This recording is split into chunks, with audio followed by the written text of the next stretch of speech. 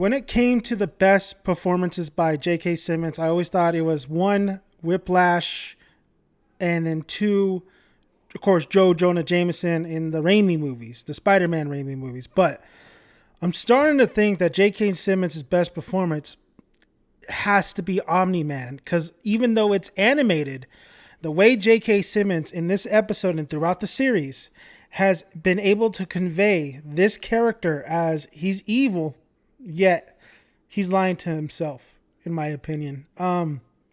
Phenomenal job by J.K., but not only J.K., but also Stephen Yen, Sandra Oh, Walter Goggins, amazing. So we're talking the season finale, season 1 of Invincible.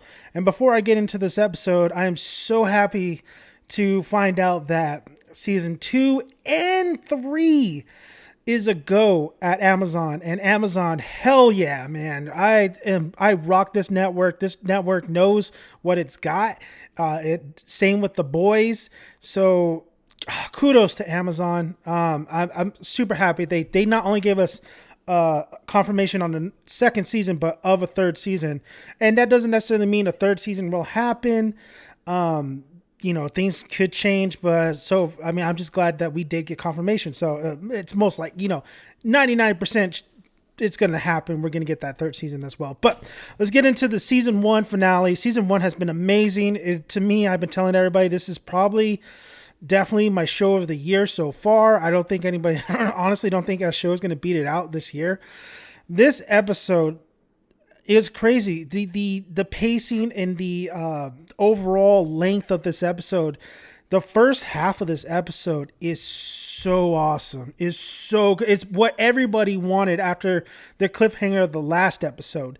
And then the second half of this episode is more of the fallout of where we might be headed to in the second season.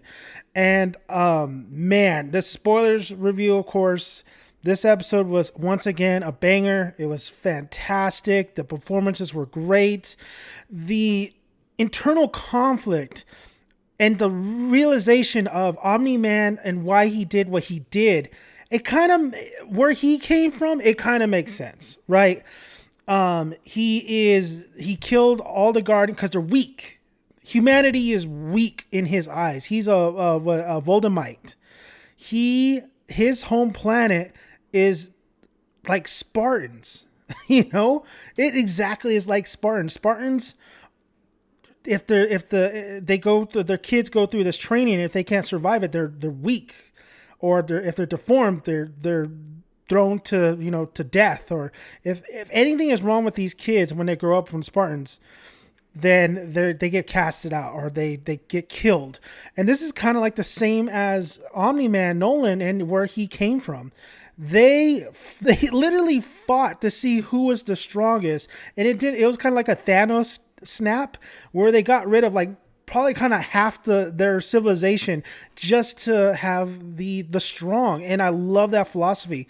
It's so crazy too. This episode really felt like a comic book page turner, a graphic novel. Like a lot of Nolan's Omni-Man scenes, it's like straight off a comic book page. So having a little 300, I mean, of course, the Spartans and all that, it's all real. It's all happened. Well, supposedly, but yes, it happened.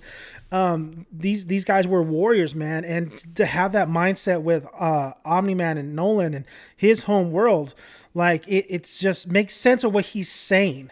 The problem is, you could tell, right, like I've been saying in past episodes, there's an inner conflict. You're not going to convince me that you don't love your wife, that you don't love your son. And he tries to convince himself, and he's very reasonable, and he's very good at trying to convince himself. But all in all, Omni-Man loves Mark, and he loves Debbie. And Debbie has to hear she sees everything, like the bots from Cecil is like recording everything, streaming everything, showcasing everything. So Debbie knows what was the real answer of why Omni-Man did what he did. And not only that, we have... it's nuts, man. We finally get why he did what he did, and in his context, it makes sense. For Mark, it's more painful than what Omni-Man did in this episode. to hear his father, the idol that he was, to talk about how humanity's so weak, how he to him, his Debbie is his Mark's mom is like a pet, like, because Omni-Man says we live for a long time, people are going to die. Like, he showcases this by the collateral damage that is happening in this episode. It really reminded me of Superman versus Zod, in the Man of Steel, but more hardcore. Cecil bringing in the jet planes in this episode just to buy time, because I love Cecil because he's straight-faced. He knows there's really nothing he can do. He can only rely on Mark. The new Guardians can't do anything. They're sitting back. What they can do, though, is help out and with the collateral damage, rescue people, which in this episode, I was kind of wondering, where are the other, like, supposed superheroes in this, in here? Because this is a big, we saw, like, people who were auditioning to be the new Guardians, but you don't see any of them like helping out. I think that's what Boku no Hero Academia got this series beat, is that the world should be expanding with different characters, and there should be showcasing other heroes in this particular episode, helping out or whatever, but you don't see that, right? So I guess that's what Boku no Hero Academia has Invincible beat, is the world building is a little bit, it's showcased more. We're just really kind of stuck with a lot of, which is great. I mean, these characters are fantastic, but I would like to see a little bit more.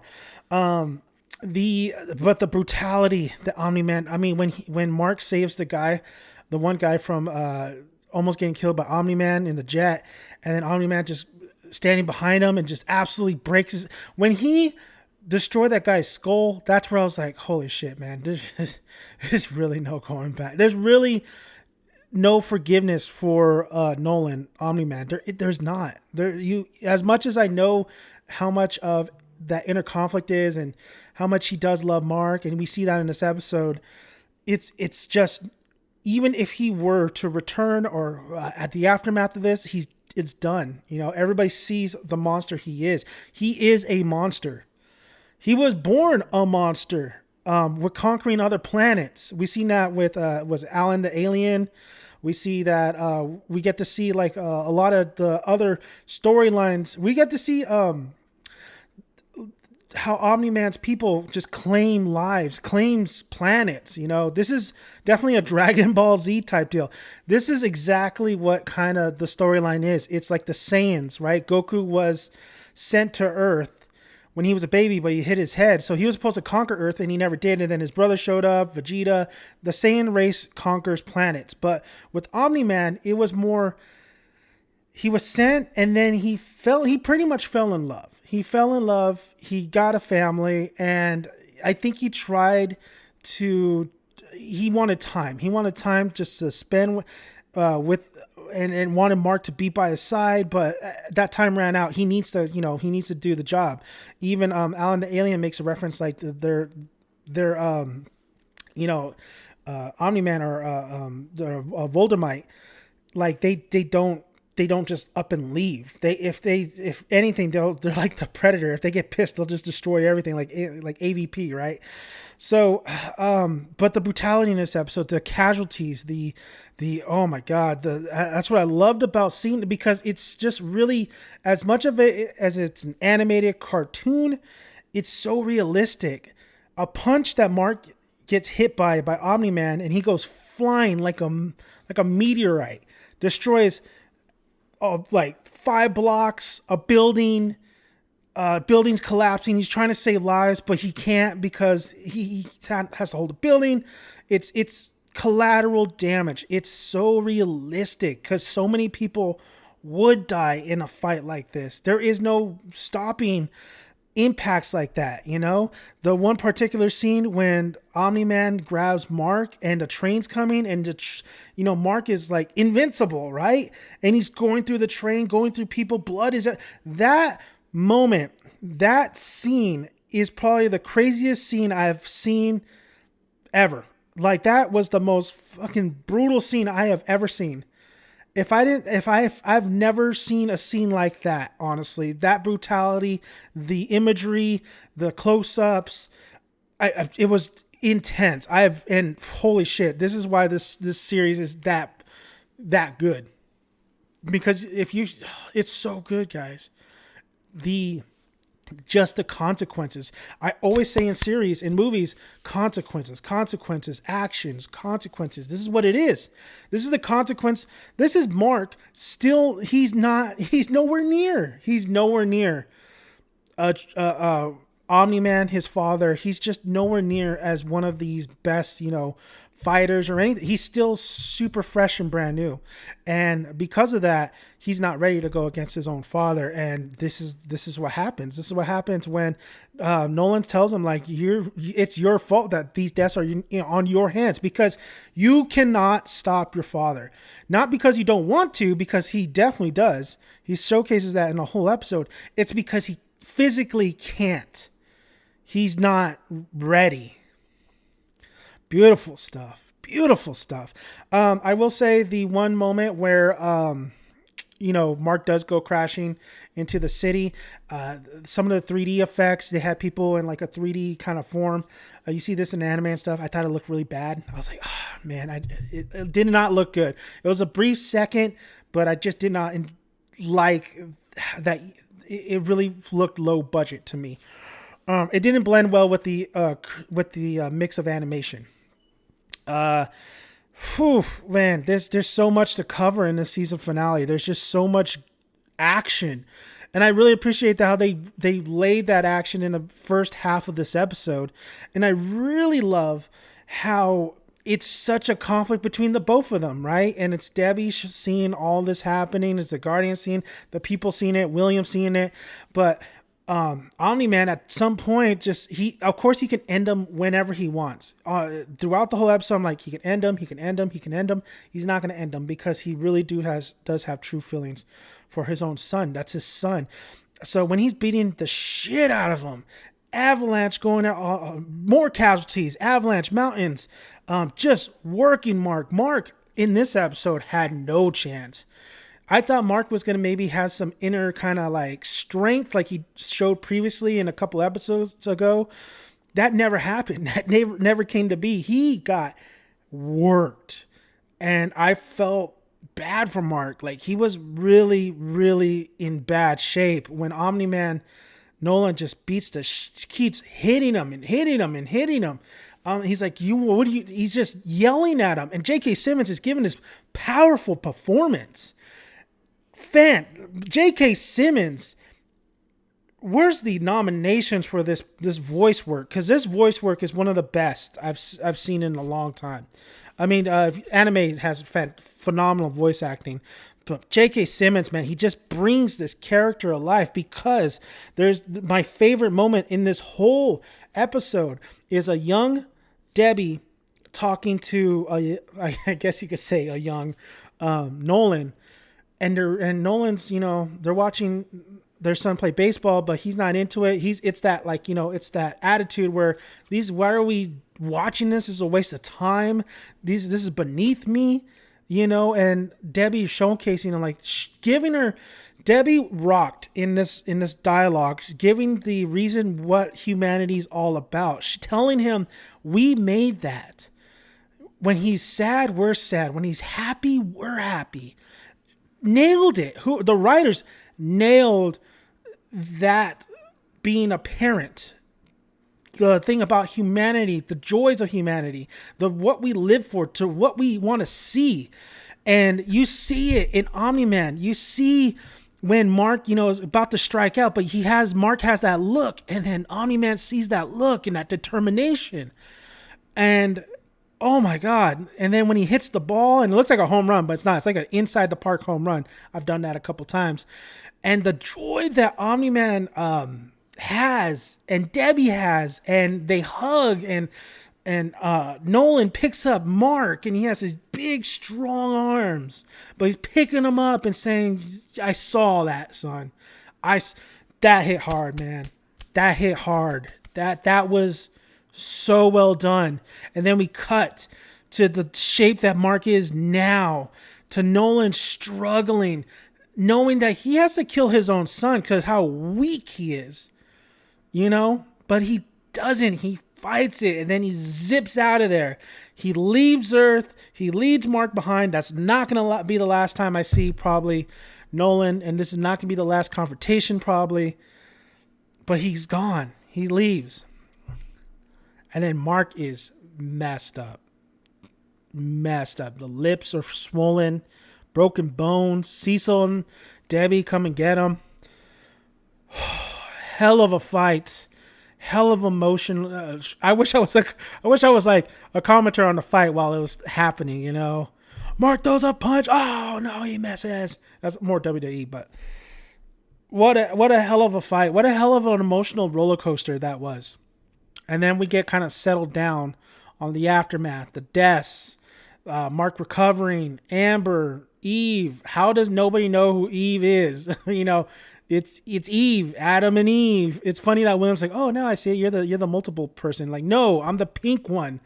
That was funny. Because yeah, they put a whole story that Debbie's husband got blown up in the house. When how does nobody put two and two together? That's Omni-Man. Like, absolutely insane, right? They're using the Superman logic to that, and it's just stupid. It's very stupid. I didn't like that part, honestly. Walter Goggins doing a fantastic job with Cecil. Cecil, you know, just doing his best for Mark and Debbie, showcasing Mark, the hidden facility, you know, that little void area, which is dope. Immortal, you know, he's going to come back. Immortal got his ass kicked again, so that dude better start be training or something like that. The Mahler twins getting captured. I liked how they like brought in a lot of the storylines that were kind of left throughout the season, and it's like to be continued. The aliens taking over the Martian Manhunter's planet. I forgot what the name of that alien race is. The Mahler twins, when he did mess up that guard, and that guard was giving him like food, and he's alive, which I thought was great. So much like things that are going to happen in season 2. You have Mark, you know, Amber knows, Eve tells her secret identity. William knows. Amber and Mark are together again. I do like Amber. I agree with everybody though, where she's like, oh, she knew the whole time and she's mad at Mark, even though Mark was getting his ass kicked and almost died. So I agree with everybody. That's bad girlfriend. We're both doing bad. They're both doing bad girlfriend, bad boyfriend. But I still like the character, and I still like Mark and Amber. It's interesting to see what Amber does. That's kind of funny how she goes like, Amber's here to be your detective. What if she does become like a detective? That'd be dope. Or that'd be interesting, I should say. So a lot of like, and then the Guardians finally becoming a team, wiping the blood off. To me, like I said, I haven't read the comics, but I'm just really sensing and getting a gut feeling that a lot of those Guardians are going to die in the future, because they obviously they couldn't help out with the Omni-Man and Mark situation. They helped out rescuing, which is great, but they're very as much as they're a team, I feel like that team is going to be wiped out.